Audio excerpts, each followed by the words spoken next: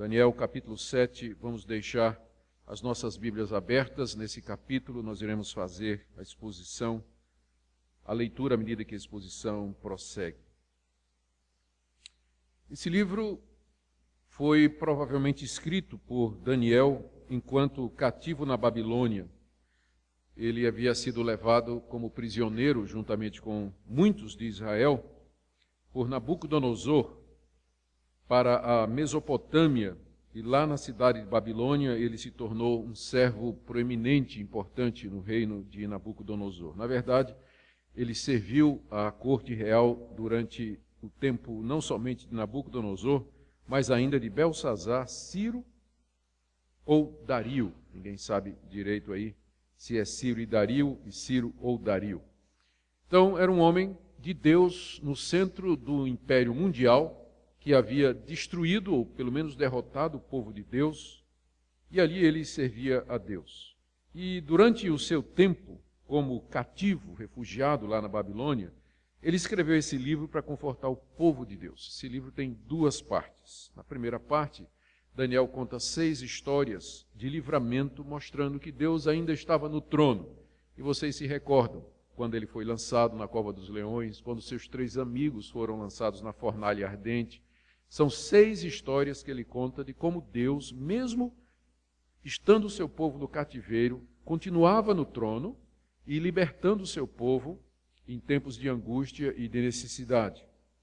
E o restante do livro, depois dos 6 episódios, é o registro de 3 visões que Daniel teve, onde Deus lhe apareceu e lhe mostrou o futuro, o que é que haveria de acontecer. E o alvo dessas visões era preparar o povo de Deus para dias maus. Se aqueles dias eram ruins, dias piores haveriam de vir. E as visões têm como objetivo dizer isso. Vocês estão pensando que está ruim? Vai ficar pior ainda. E, no certo sentido, é um conforto, não é? Porque quando a gente sabe que está ruim e vai piorar, então o que parece ruim até fica melhor, comparado com o que pode ser. Então, esse é mais ou menos o alvo de Daniel. Dizer que coisas piores ainda estariam por vir. Mas quando se coloca o livro no conjunto, a visão, as visões e os registros dos livramentos, a mensagem do livro é muito clara. Que Deus está no trono, que Deus governa todas as coisas, que a história está sob o seu controle e que no final Deus fará com que todas as coisas ocorram de acordo com seus planos. E os seus planos são planos de fazer bem ao seu povo, de dar vitória, libertação e glória ao seu povo. Hoje eu queria ver com vocês a primeira destas visões que Daniel teve durante o tempo do rei Belsazar, que foi o último rei da Babilônia. Eu digo o último porque logo em seguida os medos e persas haveriam de dominar o mundo, derrotando inclusive a Babilônia também. O último rei babilônico foi Belsazar, e durante o tempo do seu reinado, Daniel teve essa visão que nós temos aqui no capítulo 7. Na visão, Daniel vê 4 monstros saindo do mar, versos de 1 a 8. No primeiro ano de Belsazar, rei da Babilônia, teve Daniel um sonho e visões ante seus olhos, quando estava no seu leito. Escreveu logo o sonho e relatou a suma de todas as coisas. Falou Daniel e disse: eu estava olhando durante a minha visão da noite, e eis que os 4 ventos do céu agitavam o mar grande. 4 animais grandes, diferentes uns dos outros, subiam do mar. O primeiro era como leão, e tinha asas de águia. Enquanto eu olhava, foram-lhe arrancadas as asas, foi levantado da terra e posto em 2 pés como homem, e lhe foi dada mente de homem. Continuei olhando, e eis aqui o segundo animal, semelhante a um urso, o qual se levantou sobre um dos seus lados. Na boca, entre os dentes, trazia 3 costelas, e lhe diziam: levanta-te, devora muita carne. Depois disso, continuei olhando, e eis aqui outro, semelhante a um leopardo, e tinha nas costas 4 asas de ave. Tinha também esse animal 4 cabeças, e foi-lhe dado domínio. Depois disto, eu continuava olhando nas visões da noite, e eis aqui o 4º animal, terrível, espantoso e sobremodo forte, o qual tinha grandes dentes de ferro. Ele devorava e fazia em pedaços e pisava aos pés o que sobejava. Era diferente de todos os animais que apareceram antes dele e tinha 10 chifres. Estando eu a observar os chifres, eis que entre eles subiu outro pequeno, diante do qual 3 dos primeiros chifres foram arrancados. E eis que neste chifre havia olhos como os de homem e uma boca que falava com insolência. Aqui nós temos então, no relato de Daniel, o texto nos diz que ele escreveu logo após ter tido essa visão. Aqui nós temos o registro do surgimento destes 4 animais espantosos. Todos eles, esses monstros, têm aparência de animal, porém muito mais ferozes. Não há nada parecido na natureza com esses animais descritos aqui. E o pior deles é o 4º animal. Esse 4º animal tem um chifre pequeno, que, diz o texto, aí no verso 8, fala com insolência. Falava com insolência. Em seguida, na visão, Daniel é dado observar a chegada de um que ele chama de o ancião de dias. Ou seja, uma pessoa muito velha, uma pessoa muito idosa, alguém com aparência de ter vivido muito. E está aí do verso 9 a 10. Continuei olhando, até que foram postos uns tronos, e o ancião de dias se assentou. Sua veste era branca como a neve, e os cabelos da cabeça como pura lã. Seu trono eram chamas de fogo, e suas rodas eram fogo ardente. Um rio de fogo manava e saía de diante dele. Milhares de milhares o serviam, e miríades de miríades estavam diante dele. Assentou-se o tribunal, e abriram-se os livros. Há pouca dúvida de que o que Daniel está vendo aqui é o próprio Deus, o Deus de Israel.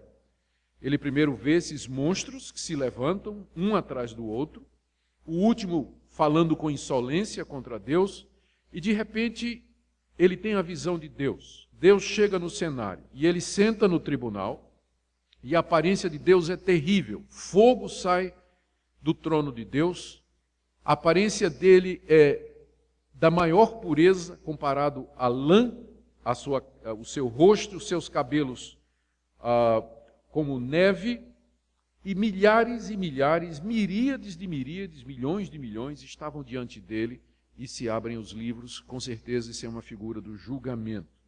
Mas não para aqui. Do verso 11 até o verso 12, temos a derrota do 4º monstro, aquele terrível, aquele chifrezinho que fala blasfêmias, e os demais monstros. Todos eles são destruídos, versos 11 e 12. Então estive olhando por causa da voz, das insolentes palavras que o chifre proferia. Era aquele chifre do 4º monstro. Estive olhando e vi que o animal foi morto, e o seu corpo desfeito e entregue para ser queimado.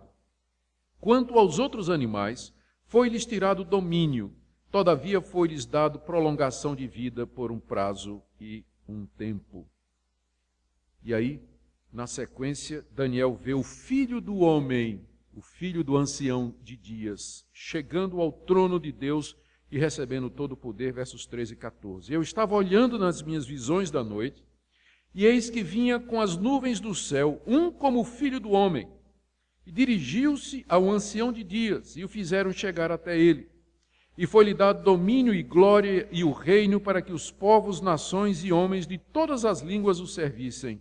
O seu domínio é domínio eterno, que não passará, e o seu reino jamais será destruído. Terminou aqui a visão. E Daniel então fica confuso. Quem não ficaria diante de uma visão como essa? E ele pede ajuda para entender a visão, versos 15 e 16. Quanto a mim, Daniel, o meu espírito foi alarmado dentro de mim, e as visões da minha cabeça me perturbaram. Cheguei-me a um dos que estavam perto, deve ser um daqueles milhões e milhões, miríades e miríades que serviam a Deus, e lhe pedi a verdade acerca de tudo isso. Assim ele me disse e me fez saber a interpretação destas coisas. A interpretação é dada nos versos 17 e 18, que formam o centro do capítulo, e que é o resumo da visão. Aqui está a interpretação. Estes grandes animais, que são 4 reis que se levantarão da terra. mas os santos do Altíssimo receberão o reino e o possuirão para todo sempre, de eternidade a eternidade. Ou seja, aqui nós temos o sumário da visão. Os 4 monstros são 4 reinos que se levantarão sobre a terra.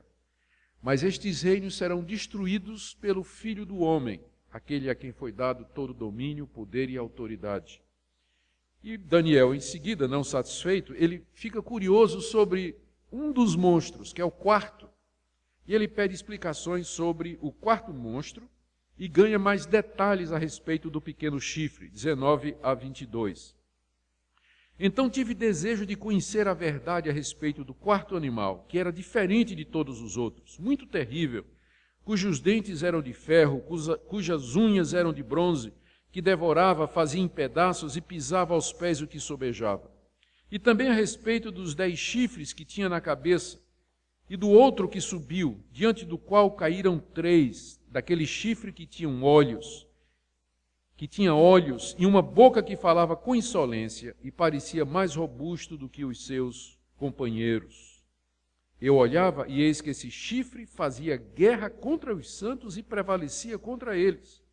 Até que veio o ancião de dias e fez justiça aos santos do Altíssimo, e veio o tempo em que os santos possuíram o reino.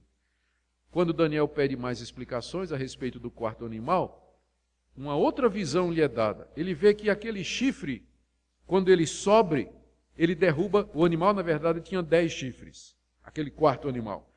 Um chifre sobe e derruba 3. E esse chifre começa a fazer guerra contra o povo de Deus e ganha. Até que de repente chega o ancião de dias e derrota aquele chifre e aquele animal e entrega o seu reino ao seu povo. E vem a explicação dada pelo anjo que está explicando a Daniel estas coisas. Verso 23. Ele disse: o 4º animal será um 4º reino na terra, o qual será diferente de todos os reinos, e devorará toda a terra, e a pisará aos pés e a fará em pedaços. Os 10 chifres correspondem a 10 reis que se levantarão daquele mesmo reino, e depois dele se levantará outro, qual será diferente dos primeiros, e abaterá 3 reis.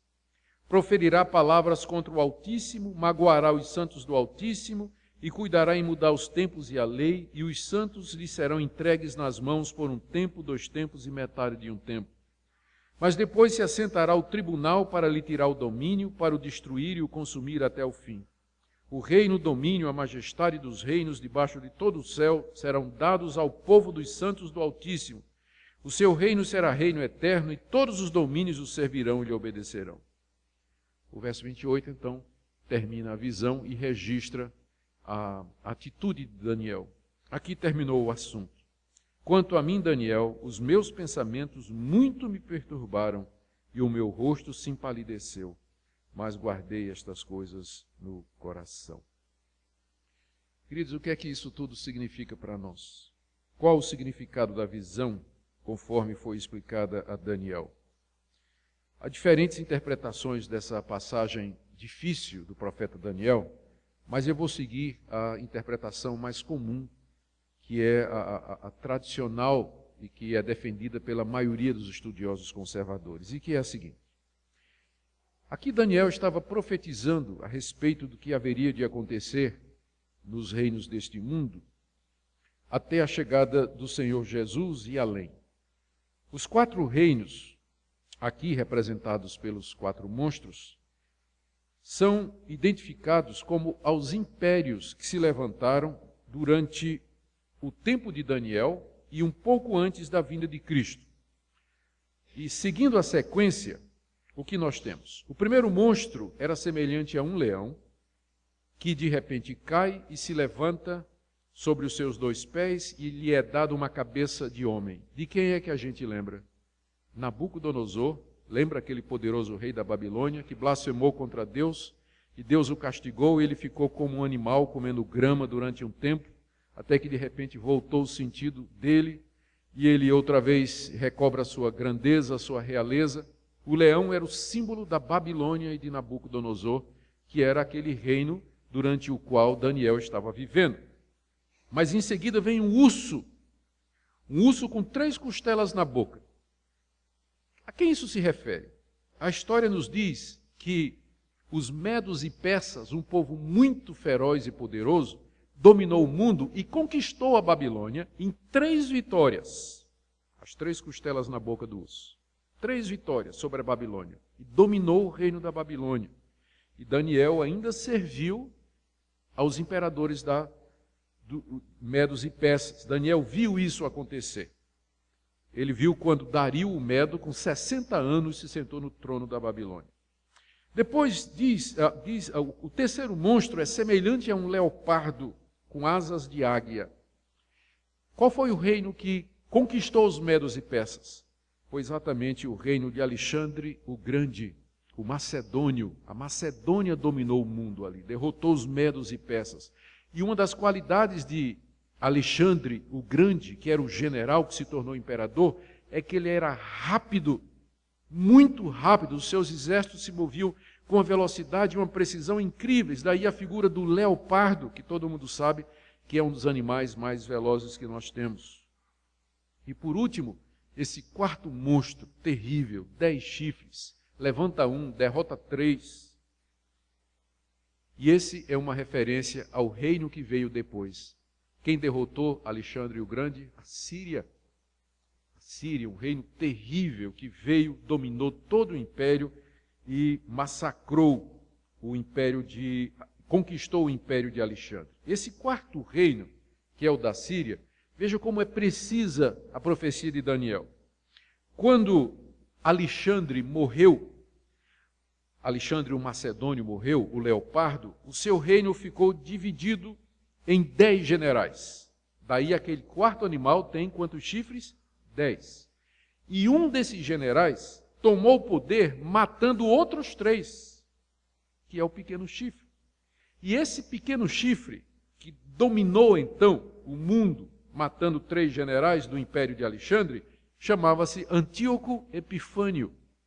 Ele era sírio, e uma das primeiras coisas que ele fez quando ele dominou o mundo foi promover campanhas militares contra o povo judeu, contra a nação de Israel. Isso nós sabemos através dos livros dos Macabeus. São 4 livros que não estão na Bíblia, eles são considerados apócrifos, eles não foram escritos por inspiração, mas eles servem como base para entendermos a história entre o profeta Malaquias e a chegada de João Batista. São 400 anos onde nós não temos nada na Bíblia, mas há registro da história do que aconteceu, e o registro explica o que é que Daniel estava dizendo, exatamente como Daniel falou. Esse Antíoco Epifânio, esse rei muito mau e cruel, ele se levanta, mata 3 generais, toma o reino que era dos 10 generais de Alexandre o Grande e começa perseguições contra o povo de Deus. Mas no ano 164 a.C., Antíoco Epifânio morre de morte súbita. Morre de um mal qualquer, e que é visto então como juízo de Deus contra ele, como está escrito que o pequeno chifre então é destruído de repente. E aí em seguida o Império Sírio foi destruído e dominado pelos romanos, que tomaram conta de toda aquela região até a época de Cristo. Na verdade, o Império Romano foi até o século IV, 400 anos depois de Cristo. Qual o propósito de Deus ter revelado tudo isso a Daniel? O que Deus estava dizendo a Daniel? Daniel, você está preso aí na Babilônia, o povo de Deus está aí cativo, mas não pense que vocês vão ser libertos agora, porque depois do reino da Babilônia vai chegar o urso com 3 costelas na boca, os medos e persas, eles vão dominar a Babilônia, vocês vão continuar cativos. Mas o urso vai ser derrotado pelo leopardo, Alexandre o Grande, que também vai dominar todas as coisas, vocês vão continuar cativos. Isso ainda não é o fim, porque vai ficar pior, porque vai chegar um monstro pior de todos, Antíoco Epifânio, sírio, que vai dominar toda essa região, vai promover guerra contra vocês, contra o lugar santo. Porque estes reinos, Babilônia, Medos e Persas e os macedônios, eles tinham uma tática. Eles não perseguiam e não proibiam os povos conquistados de ter a sua religião, desde que eles também adorassem os deuses dos vencedores. Mas Antíoco Epifânio reprimiu a religião de Israel. aquilo que Deus havia revelado ao povo da antiga aliança. Perseguiu, matou.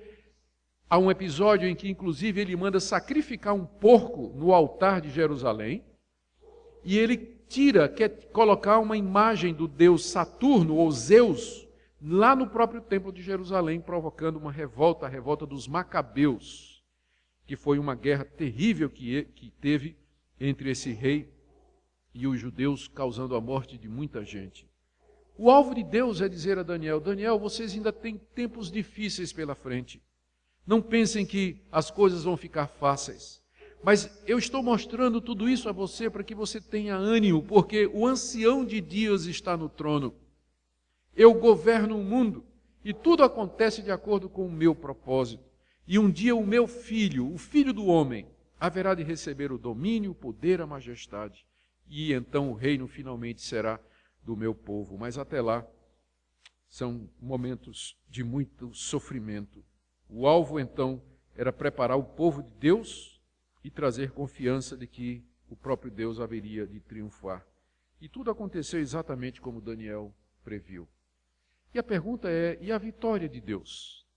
E o filho do homem que vem nas nuvens e chega diante do ancião de dias e recebe todo o poder e a glória? Refere-se, em primeiro lugar, à vitória de Cristo de entre os mortos, quando ele ressuscita após a sua paixão. De acordo com o Novo Testamento, quando o Senhor Jesus aparece aos seus discípulos depois da morte, ele diz: todo poder me foi dado no céu e na terra. Ali ele diz: eu estou assumindo o trono do universo. Deus me entregou todo o poder que há no céu e há na terra. Portanto, ide, pregai o evangelho a toda criatura. Paulo, em Efésios capítulo 1, diz que Cristo recebeu um nome que está acima de todo nome, e que ele está entronizado acima de todo principado e potestade. No livro de Atos, capítulo 1, nós temos o registro de que quando o Senhor estava reunido com os discípulos depois da sua ressurreição, ele sobe aos céus numa nuvem, em glória e majestade. Em outras palavras, o reino do Filho do Homem já começou. Quando Cristo ressuscita dos mortos, ele recebe de Deus todo o poder no céu e na terra, se assenta no trono do universo e ele começa a governar. Só que o governo de Cristo agora é espiritual, é invisível.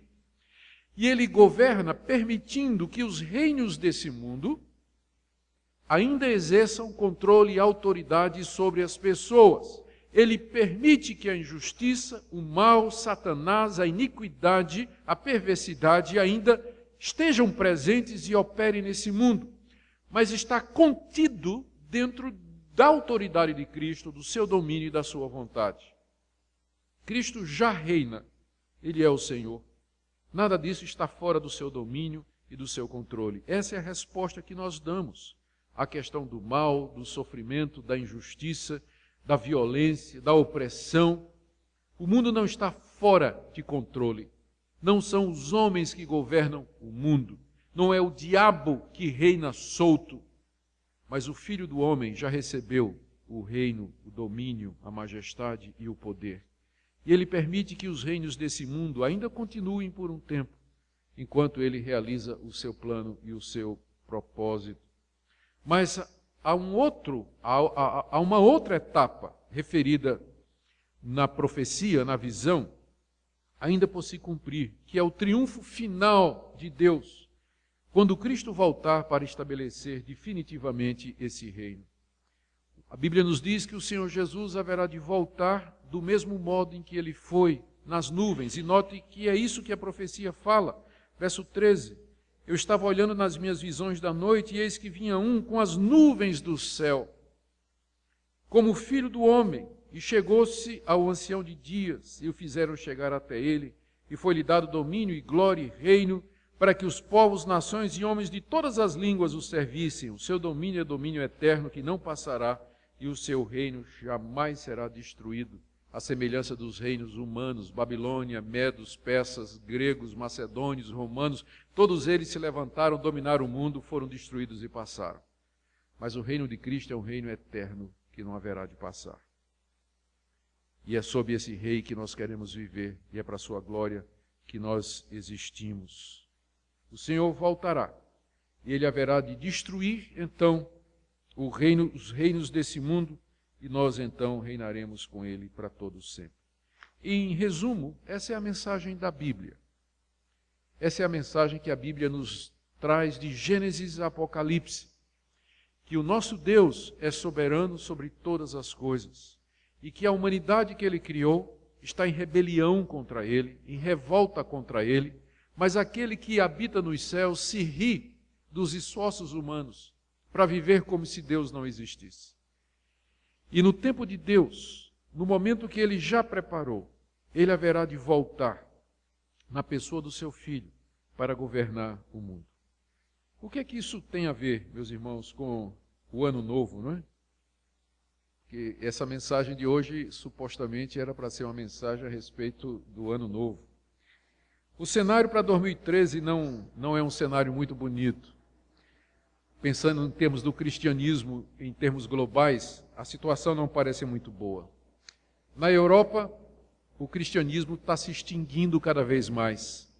A Europa está se tornando secularizada.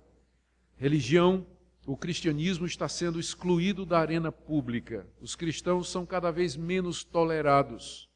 Eles podem ter a sua religião em casa, dentro dos seus templos, mas eles não podem mais se pronunciar publicamente em questões do governo, questões morais, questão de educação, questão de família, questões de bioética, questões relacionadas com a vida do povo em geral. O cristianismo é colocado, sempre visto como algo supersticioso, fanático, fundamentalista e ignorante. A Inglaterra, especialmente, está assim. A França nem se fala. Então, aos poucos, as igrejas estão se esvaziando na Europa. As igrejas estão sendo vendidas para virar boate, para virar museu, para virar loja, porque os templos não têm mais fiéis, aqueles templos antigos da época da Reforma Protestante, que cabiam 1.000, 2.000, 3.000 pessoas. No máximo tem 30, 40, 50 velhinhos lá, que não têm mais condições financeiras de sustentar os templos. Essa situação da Europa, que um dia foi o berço da Reforma Protestante, está cada vez pior a situação lá. Além disso, na Europa está crescendo uma religião extremamente perigosa, que é o islamismo. A diferença do cristianismo e do islamismo, uma das diferenças, é que o cristianismo, ele luta pela liberdade de consciência e de religião, para todos. Para todos. Mas o islamismo não vê diferença entre Estado e religião. Para ele, todo Estado tem que ser religioso, e só tem uma religião verdadeira, que é o Islã. E onde ele domina, as outras religiões são excluídas. Que é o que está acontecendo agora no Oriente Médio, onde o cristianismo está sendo extinto nos países muçulmanos, onde há grande perseguição, tortura e morte aos cristãos. Uma pesquisa do ano passado, a respeito das religiões perseguidas, identificou o cristianismo como sendo a religião mais perseguida do mundo. 200 milhões de cristãos estão sendo perseguidos hoje. Em alguns lugares, o cristianismo oficial está quase extinto por causa da perseguição ou a exclusão, repatriação de missionários e pregadores dentro dos seus limites. Coreia do Norte, alguns países da África, países muçulmanos, a perseguição é cada vez maior. Para não falar do enfraquecimento daquele que um dia já foi o grande país cristão do mundo, os Estados Unidos. A cada ano, a igreja diminui nos Estados Unidos. Vem diminuindo o número de cristãos, das pessoas que frequentam as igrejas nos Estados Unidos. Já foi o grande país cristão do mundo. E os cristãos que ainda restam, muitos deles, estão enfraquecidos pelo relativismo, pelo pluralismo, pela multiplicidade de religiões, multiculturalismo. Cada vez fica mais difícil se pregar a mensagem cristã e dizer essa é a verdade, porque os Estados Unidos, em nome de uma suposta democracia e liberdade para todos, ninguém tem o direito de dizer que está certo e que os outros estão errados. E o cristianismo é uma religião exclusivista. Jesus disse, eu sou o caminho, a verdade e a vida, ninguém vem ao Pai senão por mim. Se você prega isso numa sociedade pluralista como é os Estados Unidos, isso vai ficando cada vez mais intolerável, inaceitável. E as igrejas vão achando um jeito de se acomodar a esse tipo de coisa. E aqui no Brasil não é muito melhor. O que cresce no Brasil hoje, segundo o IBGE, são as seitas neopentecostais, embora, é claro, as últimas estatísticas deram uma pequena queda nessas seitas que pregam a teologia da prosperidade, que pregam vitória financeira e tudo mais. Houve uma pequena queda, a Assembleia de Deus caiu, infelizmente as igrejas históricas como a presbiteriana diminuiu de número. Crescem as seitas no Brasil, um evangelho fraco, um evangelho diluído, que não tem poder. Os dias são maus, os dias são difíceis. 2013 não parece vai ser um ano, se alguém está pensando, às vezes o pessoal tem um otimismo, né? Só porque está virando de ano, o pessoal está otimista que 2013 vai ser, ou o ano novo vai ser tudo melhor, felicidade.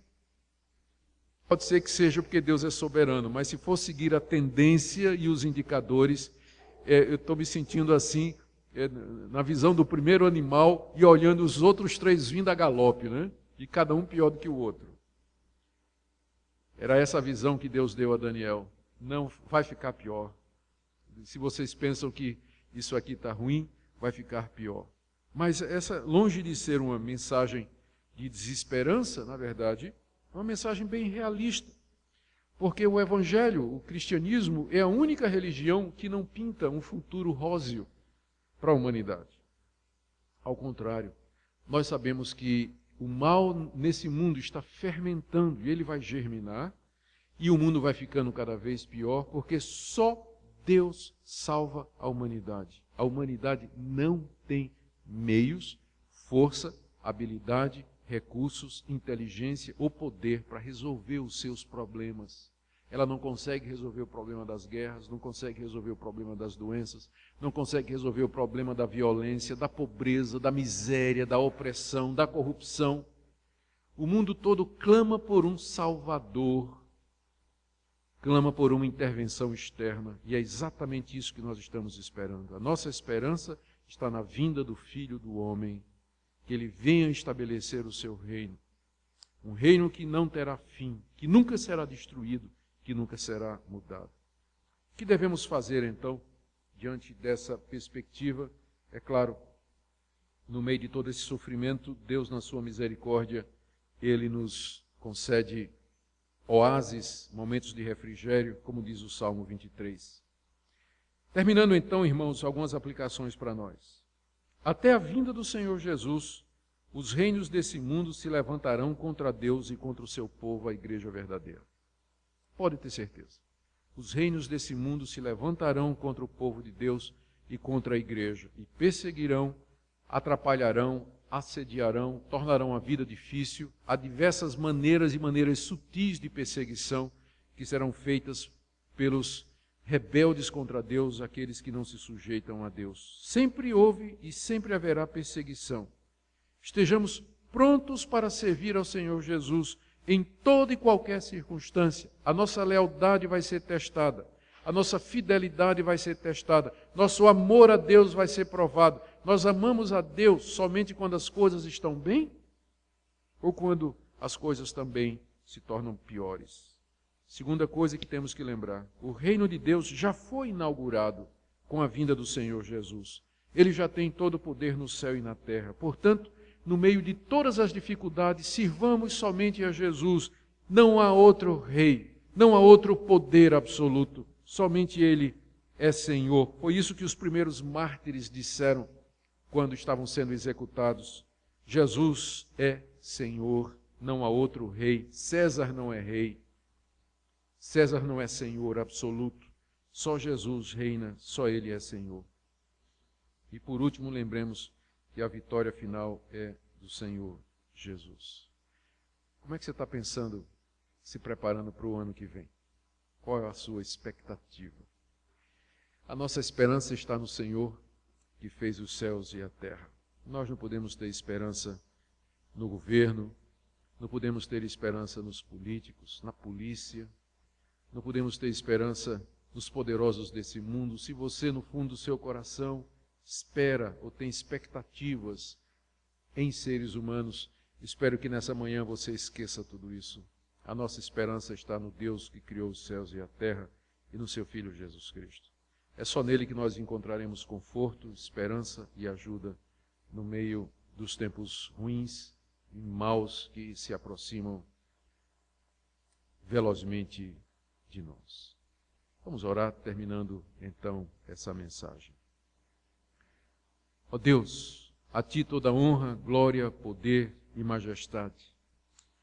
Ó Deus, nós sabemos que Tu estás no controle de todas as coisas e que se o mal acontece, é porque na Tua sabedoria infindável, insondável e muito além da nossa, Tu permitistes, dentro dos Teus propósitos muito sábios, santos, justos e verdadeiros.